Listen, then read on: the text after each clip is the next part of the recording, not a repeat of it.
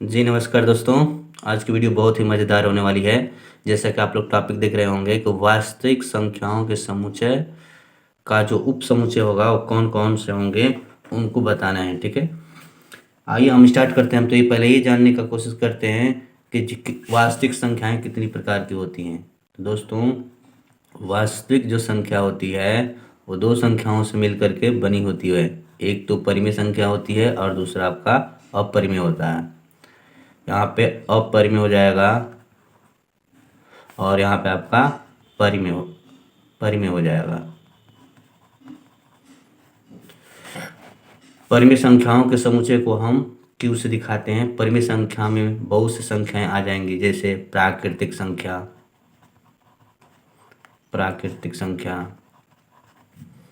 आपका 1 2 3 4 dot dot dot.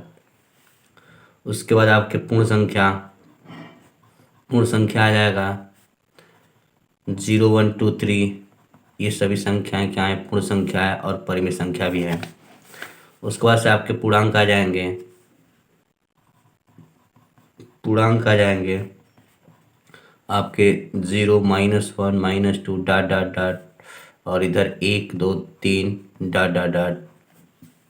इस तरह से आप देख पाएंगे कि परिमेय संख्याएं का ये सब प्रकार होते हैं। प्राकृतिक संख्याएं जितनी होती हैं सभी परिमेय संख्या हो जाएगी। परिमेय संख्याओं को क्यू से दिखाएंगे हम लोग।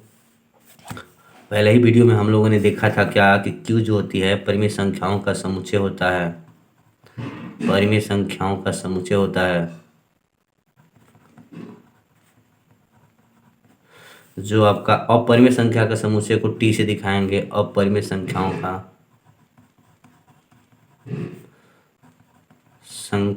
का समुच्चय जो है आपका टी हो जाएगा। आर जो है वास्तविक संख्याओं का समुच्चय होता है। वास्तविक संख्याओं का समुच्चय होता है।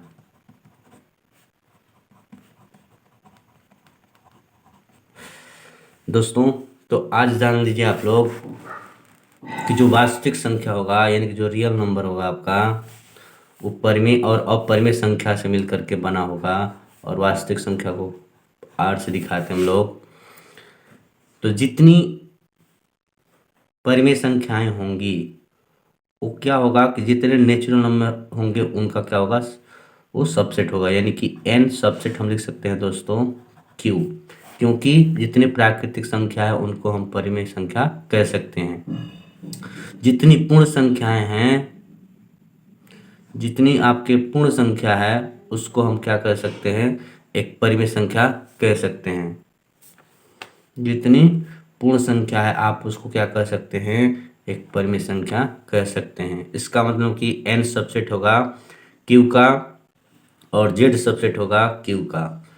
इतना ही नहीं बच्चों, जो r होगा वह सबसेट, यानी कि r जो होगा q और t दोनों का सबसेट होगा।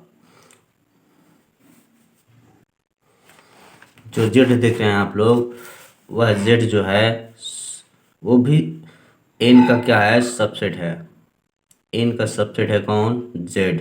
और z सबसेट है किसका? तो q का। तो हम ऐसे लिख सकते हैं। और q जो है सबसेट है किसका? तो आपका रियल नंबर का। ठीक है, तो इस तरह से एक रिलेशन हम बना सकते हैं कि जो रियल नंबर होता है वो सबसेट होता है n का भी, जो रियल नंबर है वो सबसेट होता है z का भी, जो रियल नंबर होता है वो सबसेट होता है q का भी, यानी कि परिमेय संख्या का भी।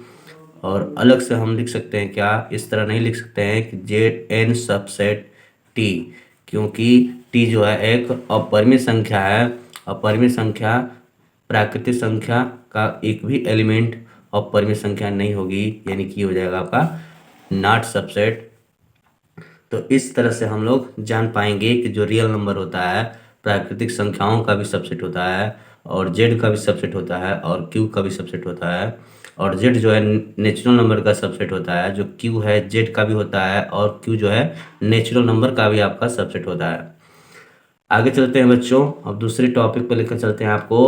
अंतराल आर के उप समुच्चय के रूप में जो होता है उसको देखते हैं। अंतराल आर के उप समुच्चय के रूप में, ठीक है, आप लोग देख रहे हो कि विवृत अंतराल। विवृत अंतराल यदि यदि ए कामा बी जो कि एलिमेंट होंगे रियल नंबर के, और ए जो हो ए से जो बी होगा वो बड़ा होगा, तब हम लिख सकते हैं क्या, तब वास्तविक संख्याओं का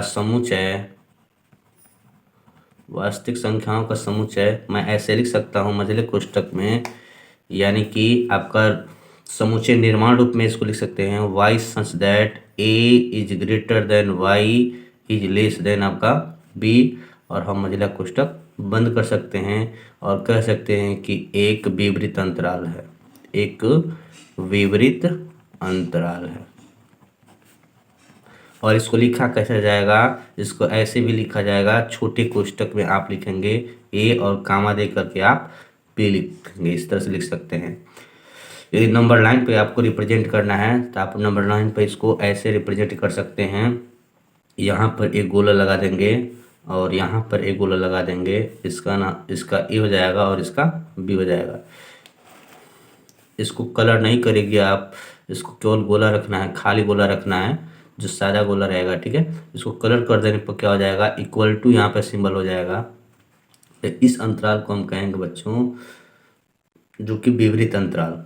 और एक होता है आपका खुला अंतराल, यानी कि समृद्ध जो अंतराल होता है वो, देखिए दोस्तों, ये ऐसा अंतराल होता है, ऐसा अंतराल भी होता है जिसका अंत बिंदु उपस्थित होते हैं, हम उसको कहेंगे समृद्ध अंतराल, यानी कि वह अंतराल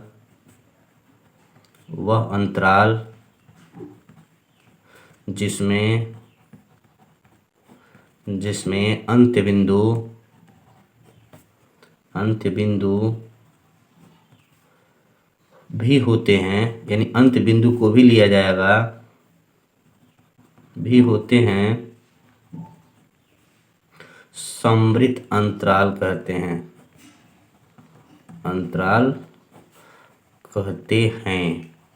इसको कैसे लिखा जाएगा समुच्चय निर्माण रूप में, तो आप ऐसे लिख सकते हैं बच्चों कि x such that A is greater than, और यहाँ पे इक्वल टू का भी सिंबल ले लेंगे, यानी ए को भी लेना होता है, अंत बिंदु को भी लेना होता है, ठीक है। और यहाँ पे x लिख देंगे और b इज लेस और इक्वल टू भी लगा देंगे, ठीक है। तो इस तरह से जो लिखेंगे हम लोग, a को अंत बिंदु जो दोनों हैं a और b जो अंत बिंदु हैं, इनको भी यदि ले लिया जाएगा उस अंतराल के अंदर तो वो हो जाएगा आपका समृद्ध अंतराल। और इसको लिखने का तरीका ये भी हो जाएगा, बड़ा कोष्ठक लगाइएगा समृद्ध अंतराल में, यानी कि ये आपका बंद अंतराल कहलाता है, ठीक है। छोटा कोष्ठक लगा देंगे तो वो वाला खुला अंतराल हो जाएगा, कामा दे करके आप भी लिख सकते हैं। इधर से भी बंद अंतराल कर दीजिएगा। ये जो बड़ा वाला कोष्ठक है ये बंद अंतराल को दिखाता है, छोटा वाला जो कोष्ठक था ये खुले अंतराल को दिखाता है, यानी कि विपरीत अंतराल को दिखाता है, और ये वाला जो है समृद्ध अंतराल को दिखाता है, ठीक है। इसको नंबर लाइन पर रिप्रेजेंट करना होगा तो हम एक लाइन खींच करके और उसको पूरा काला कर देंगे, यानी कि इसे भी लिया गया है, ए को भी लिया गया है, और यहाँ पे आपको बी को भी लिया गया है, इसको भी काला कर देंगे हम। और इस तरह से नंबर लाइन पर आप इसको दिखा सकते हैं दोस्तों।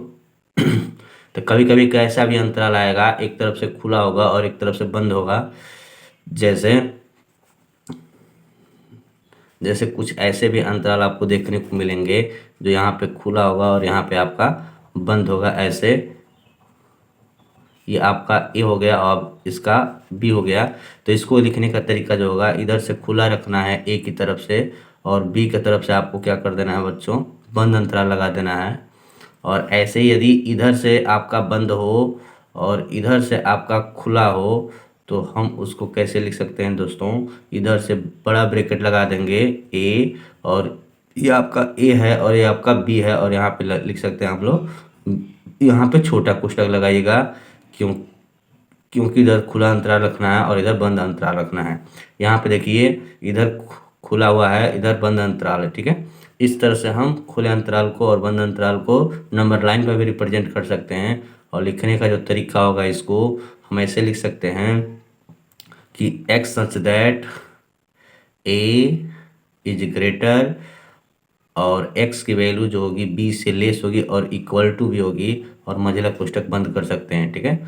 इसको जो लिखने का तरीका होगा मेरा, ये हो जाएगा आपका x such that x such that आपका ए इज ग्रेटर और इक्वल टू एक्स और बी, यहाँ पे लेस दिखा देंगे और मझला कोष्टक बंद कर देंगे। इसको लिखने का तरीका आपका ये है, और आपका इसको लिखने का जो तरीका है ये आपका ये वाला है, और इसका जो लिखने का तरीका है आपका ये वाला है, और ये वाला जो है आपका जो कि विपरीत अंतराल है वो देख सकते हैं आप, यहाँ पे बनाया गया है दोनों खुला अंतराल। तो दोस्तों आज की वीडियो में इतना ही रहने देता हूँ।